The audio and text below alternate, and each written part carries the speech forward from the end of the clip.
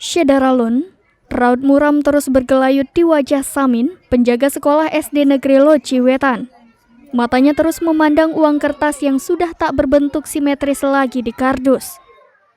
Ya, uang miliknya yang sudah dikumpulkan sejak 2,5 tahun terakhir rusak dimakan rayap. Tak sedikit jumlah uang yang rusak, Samin mengaku uang yang rusak itu mencapai nominal puluhan juta. Selama ini uang tabungan itu ia simpan di dalam sebuah celengan plastik. Begitu melihat banyak rayap, Samin segera membuka celengan plastiknya. Seolah tak percaya dan syok, dia menemukan uang yang disimpannya itu sudah tidak berbentuk. Tak ada kata-kata yang bisa dikeluarkan dari mulutnya mendapati kejadian itu. Apalagi, uang yang rusak itu mencapai 50 juta rupiah. Meski demikian, ia masih bersyukur karena uang lainnya masih bisa diselamatkan. Setiap harinya Samin bercerita menabung kurang lebih 100.000 rupiah. Uang itu ia dapatkan dari hasil berjualan di sekolah dan gaji menjadi tenaga kerja dengan perjanjian kontrak atau TKPK.